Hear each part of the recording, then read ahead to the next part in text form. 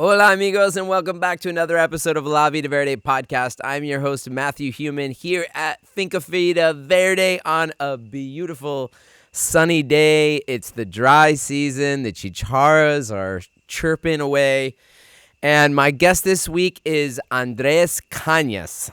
Andrés is a second-generation Costa Rican architect. He's the owner-manager of Cañas Arquitectos. He's an industrial designer, an artist. He's also a husband and a father, currently living in Corridabat. It's going to be a great conversation about architecture and life.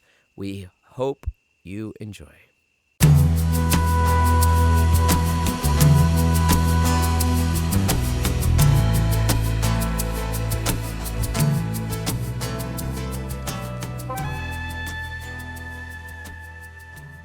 This episode of La Vida Verde podcast is brought to you by Machuca Properties, the Machuca Valley real estate specialists with deep roots in both the expat and local Costa Rican community.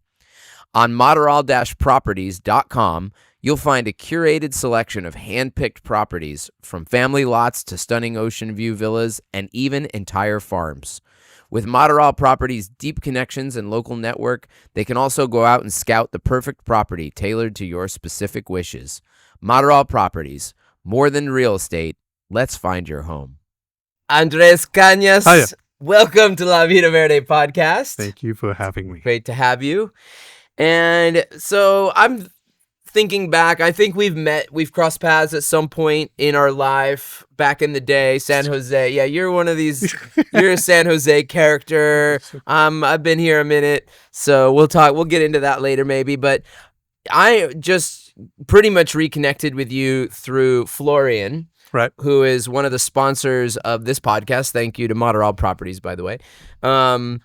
And he was telling me, like, hey, man, there's this Costa Rican architect. He's really interesting. He's really interested in the same things that you are, which is appropriate development for this climate, because that's one of my biggest criticisms about some of the houses being built.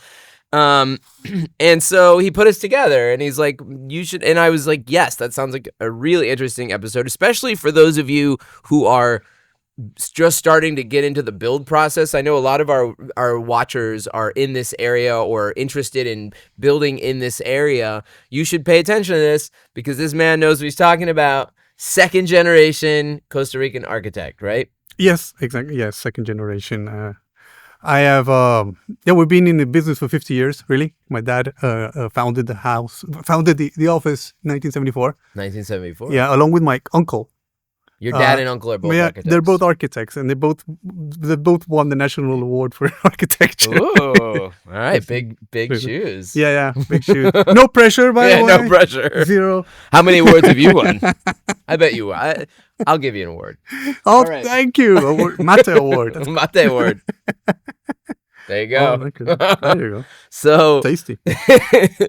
Okay, so 50 years you guys have been in the business. Yeah, 50 years.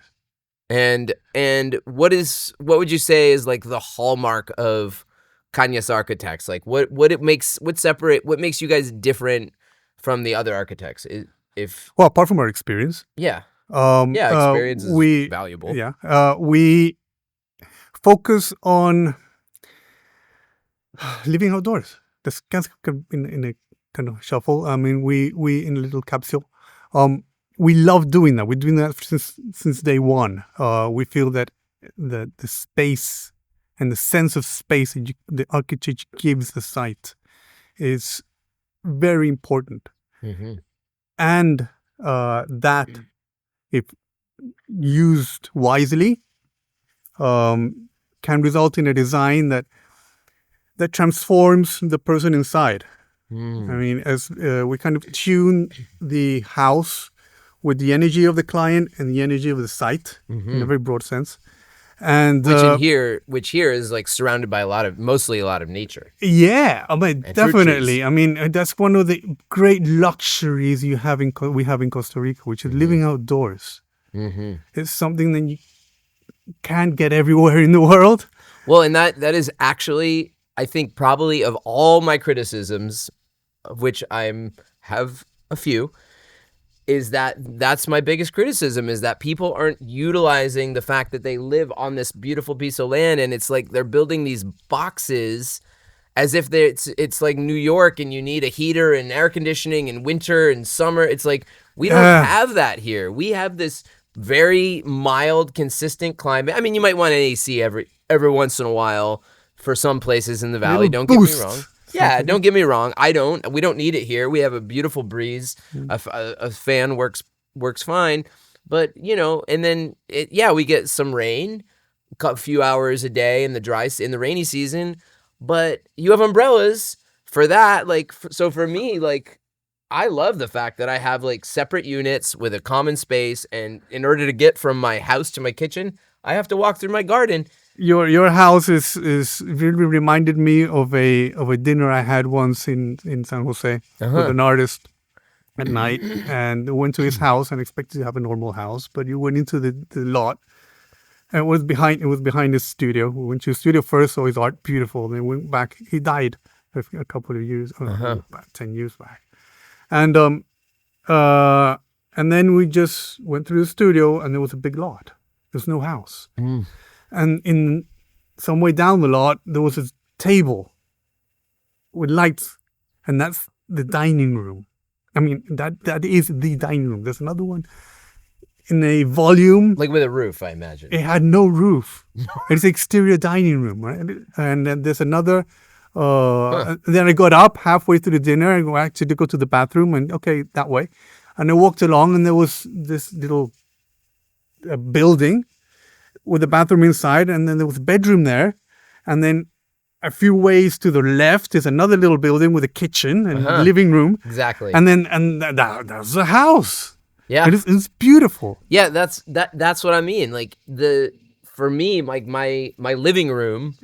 Is the outside. Is my fruit trees. It's not for everyone. Right. It's not for everyone. And you can link that with bridges and stuff. I mean, you don't have to go out with an umbrella. Japanese people in culture has that. Also Australian. What do they do? Well, bridges with... Well, they have outhouses, typically. They don't have them anymore, but they usually have the outhouse toilet down there. They have to get out of the house and go into the back. We do that. Yeah, you do that. We have compost. It's composting toilet. Beautiful. But then do they have it covered the whole way, or? Oh, no. I mean, now you do. Yeah. It's not typical either. No. And even in Taco Tal, some of the houses do. But you can if you want. And if you're comfortable with, we can design it for you in a way that blends in with what you want, with the site, gives you safe, keeps you connected with nature. Right. And gives you a new experience of how to live. Right. Well, that's connected to the environment. Yeah, and please forgive me. I'm a little bit I get on my high horse. I don't mean that everyone should live this way, and also not everyone has the amount of land I have. I have a larger space to work with. Yeah, that is important too. You can do it in small spaces as well. But anyway, that is not typical. But I mean, there is that possibility. Yeah. Right. Right. And if you're willing to explore that, we can do that. If not, then we can go a more traditional route. Zero problems, and we can work very well with that. Okay. All right. So Kanyas architects, you can work with everything, but you put a focus on connection with giving that design a little, I call, micro moments of communion with nature along the house, all over the house. You walk from anywhere to anywhere within the house, and you see, I don't know, you feel the breeze coming out. If you have the breeze, if you have everything open at that time, or a light comes in a certain way, you're, okay, a light beam comes in, or you go through a little garden, or you see the sky. Right. Those are things that I notice myself. I go into a house sometimes, and I don't always pay attention to everything, like all the details. So you don't know exactly why you really like being in a house sometimes, unless you've been there. You start to pay attention, you focus in on that. Sometimes people always see the errors in their house. I go into my house and I see all the dirty corner or the this or that. Most people, when they come into a house, they don't pay attention to all that, but they do feel a vibe. And it's like, But you know what? And so you are in the business of creating, it sounds like, those moments and those things that may seem subtle, like, but a little planter or something like that can make such a big difference because it adds plants and oxygen. yeah, And, not only a planter, you extend it beyond that. I mean, Mhm. there are many ways you can come up with, Mm. depending on the site, depending on what you want, depending on the situation, even the sense of time. I mean, what you have, the solutions you have now, is not the same solutions you have 15 years ago. Yeah. Right. So it all comes out into this wonderful creative item or catalyzer which you live in, Mm-hmm. which catalyzes you and nature. Yeah. This man is an artist, by the way. He speaks in artistic quality. I Oh love it. no! What's your It comes out. what is there like a favorite like do you guys have like a showpiece that you're like, we did that, like, or a favorite project, for instance, that you Our next one. what yeah always the next Oh, one. what's the next one? Yeah, that's fun. Okay. And where can people find your the art the some designs, like, is there on I mean, unfortunately, they Instagram? kind of to go visit. They're all, not all, but mostly are private residences. Okay. So it's kind of hard. I was, But yeah. on digital, you can go to our website in Instagram, canasarquitectos.com. That's the Okay. handle. And well, not .com, just Cañas Arquitectos. Kanyas Arquitectos in Instagram. Yeah, in Instagram, and same in Facebook, and in the webpage www. No one said www. Yeah, we still say it. Okay, we'll say www.canasarquitectos.com. And Kanyas is normally you spell it with an N-Y, but in the website it's just Canas. My surname is Cañas, Yes. but there are no ñes in internet. That is whoever owns the internet, put it in. Yeah, add an N-Y. Yes, Yeah. because we have Canas Arquitectos right now. Canas Arquitectos. Okay. Canas, yeah.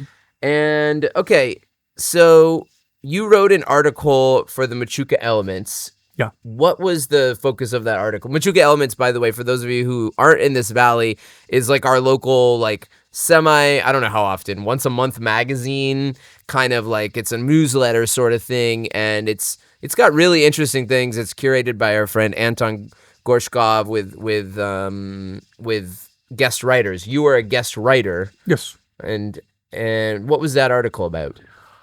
Well, what we're talking about, but also focused on newcomers, people who are looking to build a house and have an expectation of how to live here.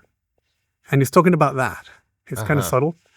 A subtle thing that you have that maybe they haven't really interiorized yet. So we're trying to talk about that because it's very important. A lot of people come here with expectations that are just not real. They think that they have this idea of a connection, but they come here and they don't like the bugs. Right. It's too hot. Right. The mold is getting in under their eyebrows. Yeah, right? yeah. And it does. It does. It does. Really does. Yeah. So, and there's no way around it. It will get there. Yeah. So you have to deal with that. You have to live with it. And if you're not comfortable with that, then you're either going to live in a McDonald's little house full of air conditioning, or think about somewhere else to live. Yeah. Yeah, maybe this isn't the best place. This isn't the Or best place. in Costa Rica, there's lots of climates. You know, one thing about this area that I find interesting is we're at I think we're 100 meters difference here in Tacotal than down in La Ecovilla, which is it's right there. 3 kilometer down the road. Yeah. I walked down there.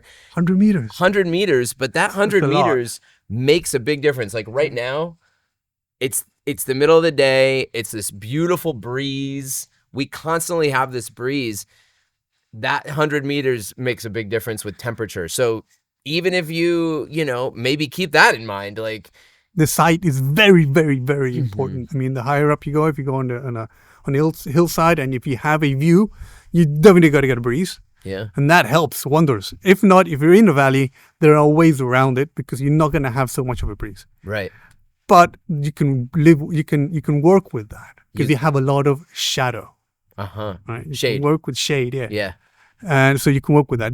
Probably have more vegetation, and if you're lucky, you have a river right next to you. But I mean, there's just ways that you can design to make that house part of the environment. I mean, there's two Japanese words that we love, shake, and shake is a house garden. House garden is a concept. It's an idea that the house and the garden is the same thing. Right. It's one thing. Yeah. It's beautiful.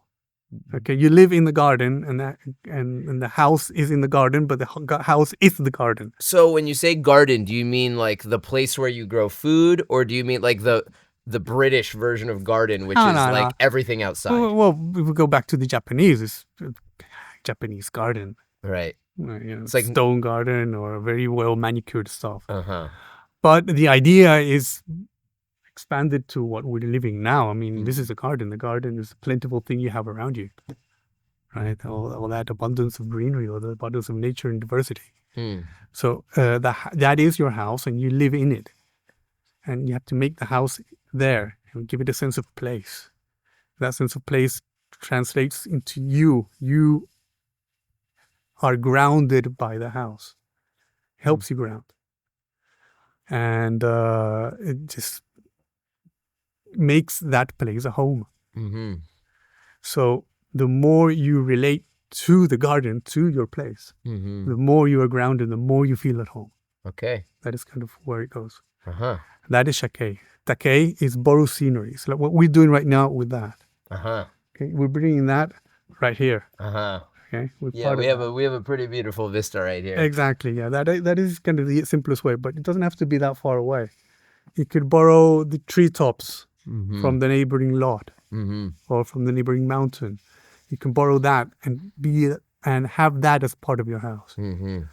For example. Okay, so you do that. Which is, that I think is something a lot of people naturally kind of gravitate towards. You get a lot of people here who are solely for the vista, like solely for the view. So I would guess that's easier to explain than shake, which is like but the idea behind it is beautiful. Yeah. And then there's another one that we call terroir, which is usually used for wine.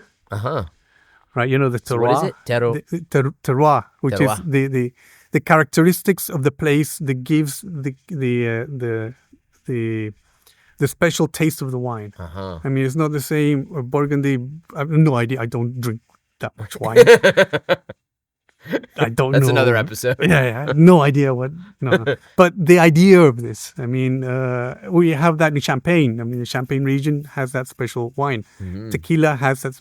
You use that in branding because it is a thing. I mean, the cheese grown here is not the same as the cheese grown over there. True. Same with honey. Yeah. Okay, so that special thing, terroir, we use that in our design. Okay, we kind of see the characteristics of a site and underline it, kind of bring out that special flavor. Okay, so make it special. Yeah. Okay. And are you building anything in the Machuca Valley right now? No, I'm not. You want to be building in the Machuca Valley? Okay. Well, anytime. you're available for architecture consultation. Yes, I am. Reach out to these guys. And you're also an artist. Yes. Yes. What's your favorite medium of art? Well, it stems a lot from what I think design is, which is the communing with nature. So I use a lot of natural elements and technology. I've gone from using pound earth, to using cut steel laminate cut with laser. Right? So I go from all that. So I love sculpture. Sculpture, yeah, I was going to say. Yeah, mostly sculpture.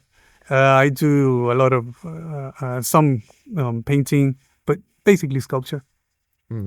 Okay. I'm curious, I this is kind of going back a little bit, but what do you think about like all this Costa Rica as it's a place right now where people from, especially this valley, people from all over the world are moving here. You're Costa Rican. You were Yeah. born in Costa Rica. You're a Tico. You live in Costa Rica.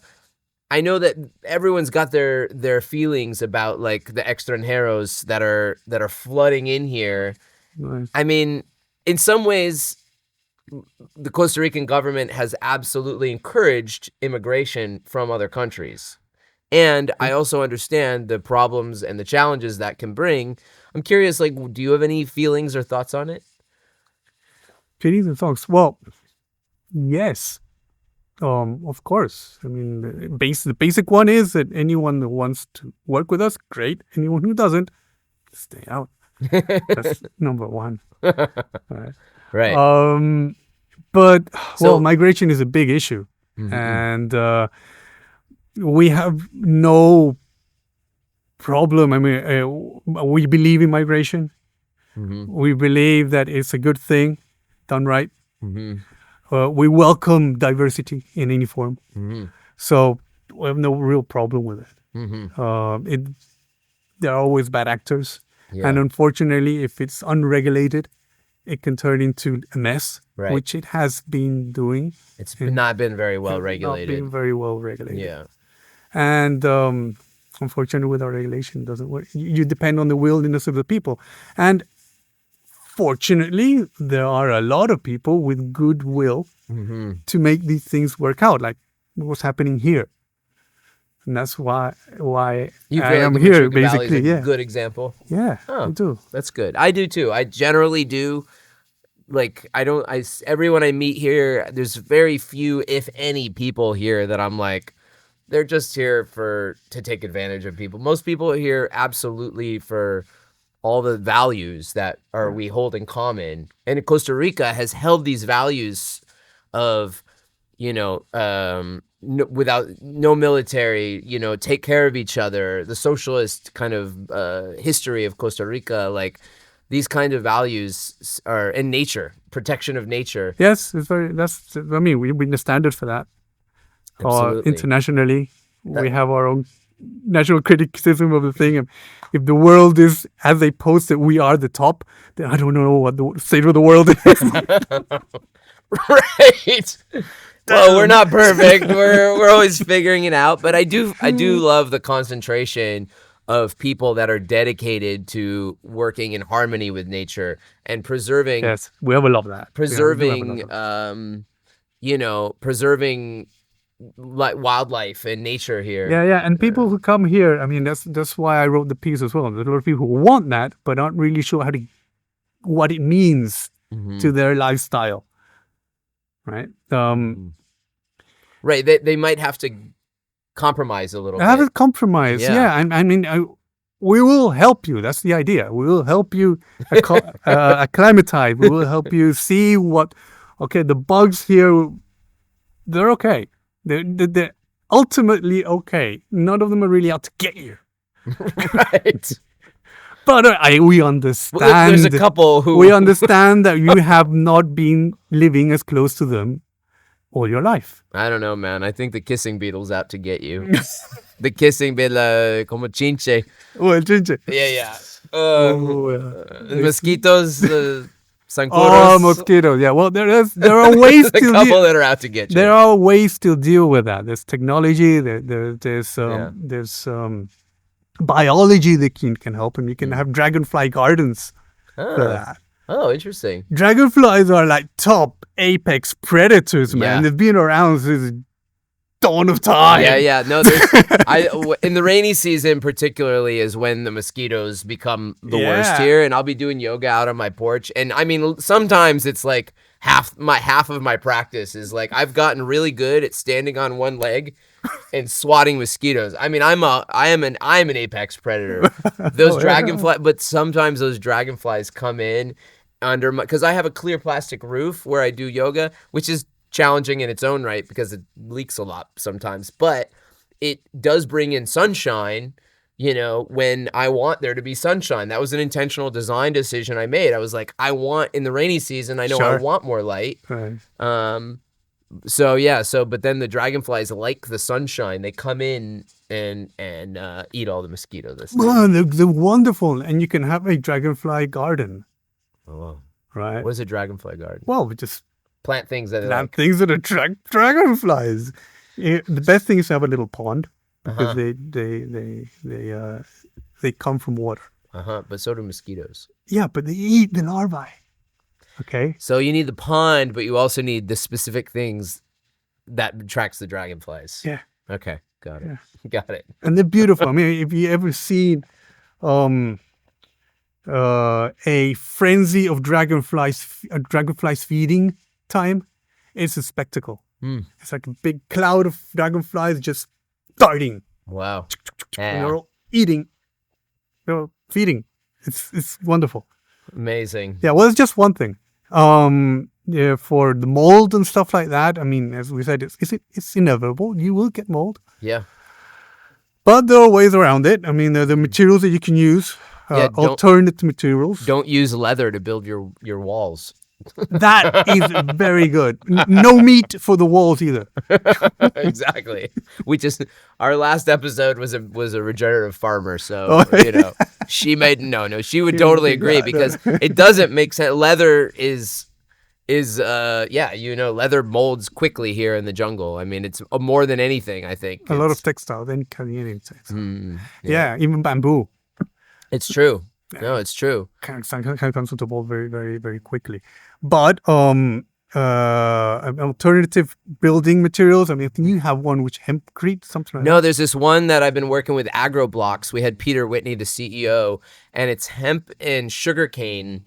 It's mostly sugarcane fiber and hemp, and it breathes, and it's super hard, and it's made of Costa Rican materials. It's something I'm really interested in. Yeah, there are others as well. I think it's Z Green Labs. They do that. They do something like that as well. A similar. Yeah, I mean, so it's a market that's expanding.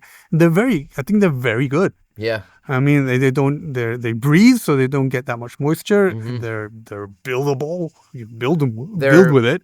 He showed me a video. I have a video of a flame torch just like he had it on for like 10 minutes and it doesn't catch. It's like it's not flammable. Yeah. So that's one. You can also use rammed earth, which is very expensive, but it's a beautiful and it lasts 10 lifetimes. You've done rammed earth design? No, I haven't. I want to. I really do want to. I mean, there's a rammed earth house, casita down in La Ecovilla. But that's not really that's not true rammed earth. Stevens? I haven't been there, but I've seen pictures. It's not true rammed earth because it's not structural. The rammed earth is just kind of really just biombos. They're just loose walls.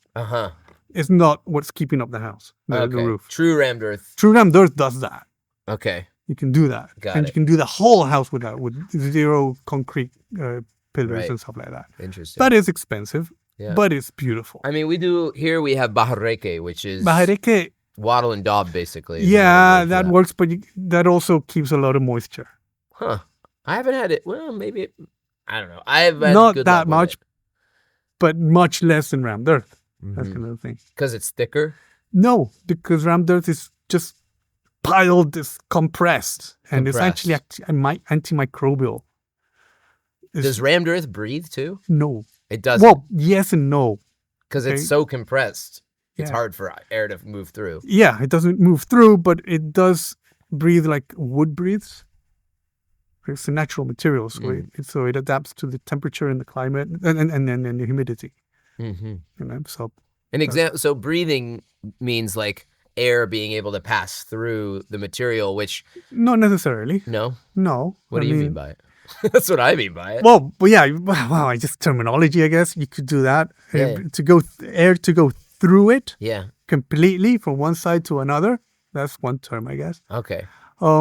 Okay, let's stick to that. No, rammed earth isn't that. No, but what do you mean by it? Like it adapts to the climate? Oh, it kind of expands. Yeah, expands and contracts.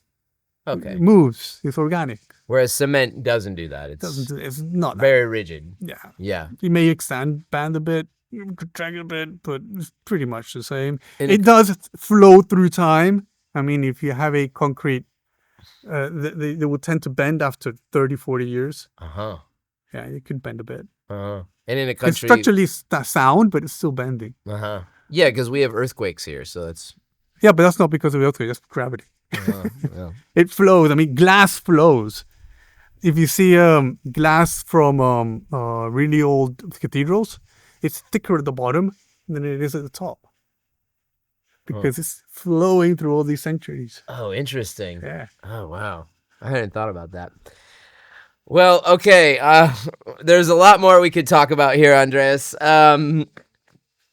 So you just quickly, I want to touch on, you spent some of your youth in London, Yeah. England. So you've lived outside the Costa Rica at some point.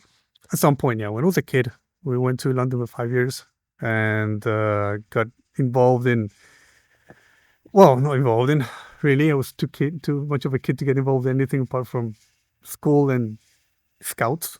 Scouts, London, the British Scouts. Scouts, yeah. Okay. Scout pack. But you said you went and checked out all these like ruins and Yeah, old yeah. ruins. I mean, That's- every weekend for mostly every weekend we went out tourist, but we took it seriously. My dad really took it seriously because he was a design architect. Well, Right. he kind of yeah. We went to a lot of places that were very boring for me at the time.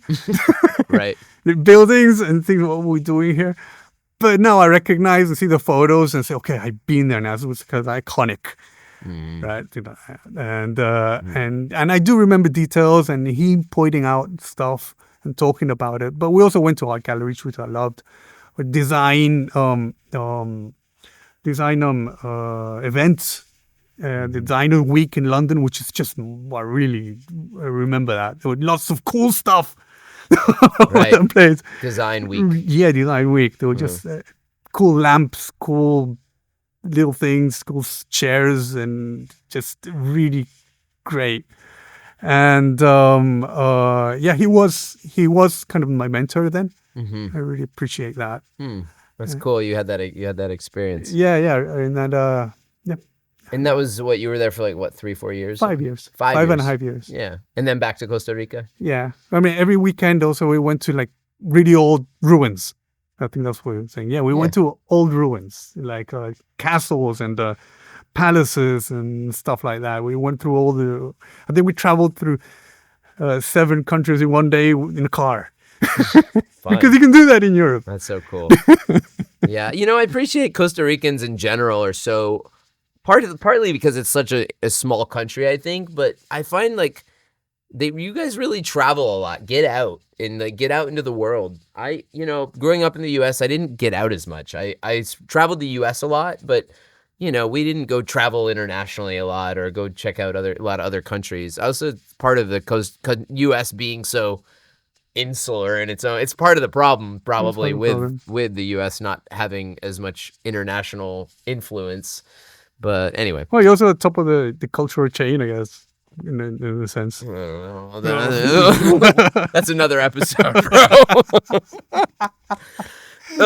Let's see what happens with Greenland. And, Oh, no. oh, That's- yikes! Nah, All right. Well, we gotta cut it short.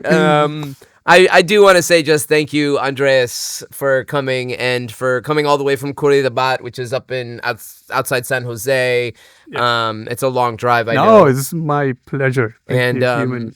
and Just one question. yeah, About your name. yeah, You're thinking, where does it come from? Because I'm sure it's not human. Is it Uman?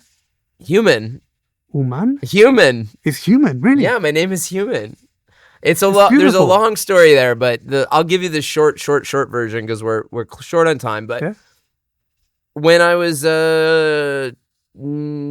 22, I was living in Northern California, meeting all these people named, they were all forest people, had forest names. They were there was Earth First was an organization that was doing its best to save nature, save the redwoods at the time in Northern California. And Right. people had these forest names like, I knew a guy named Current. I knew a guy named Monkey. I knew a guy named, Tiger, Lodgepole. It's crazy. All these different, different names. And Uh-huh. I was playing a show and there was an astrologer who I really admired, and she came up to me after the show, and she said, Matthew, I was going by Matthew Earthfire, which just was a creative name, and I took because my name had an astrological significance because my birthday is on the cusp of a fire sign and an earth sign. Cool.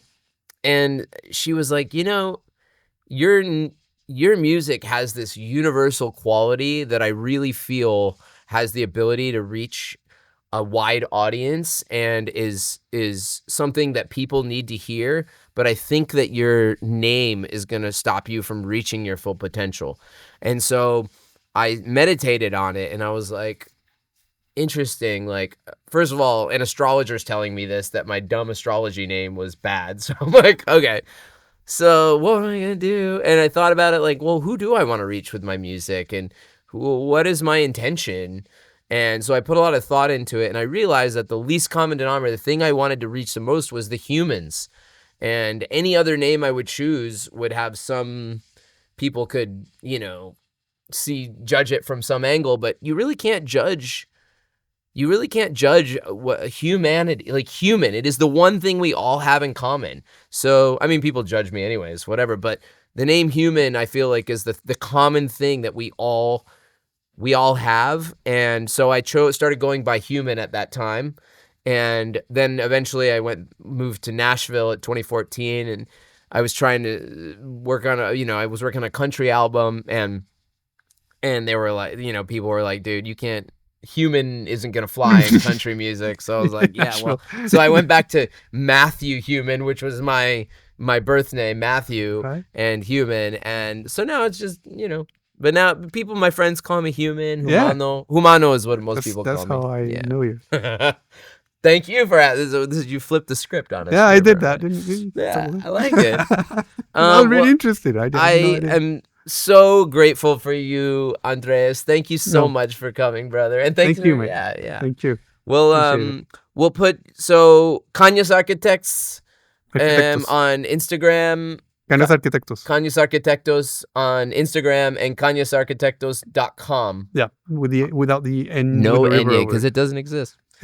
All right. Ninguneados. We'll see. Well, thank you for coming, Ninguneados brother. means just kind of wiped out on Yeah. the side. Yeah, exactly. This is La Vida Verde podcast. I'm your host, Matthew Human. We're back to releasing episodes. I want to say a big thank you to Maderal Properties, Florian. Maderal Properties, if you're looking for land around the Machuca Valley, Florian has the inside scoop. Go check it out, maderalproperties.com. And thank you to Ecoteas Yerba Mate for keeping us charged week after week. If you want to find us, you can go to La Vida Verde Podcast on YouTube. We're also on Spotify, wherever you listen to podcasts, Apple Podcasts. We're on Instagram at Finca Vida Verde CR. We're on Facebook, Finca Vida Verde. FincaVidaVerde.com is our website. If you want to stay here, host your event, we're ready to host your event or retreat. Look us up.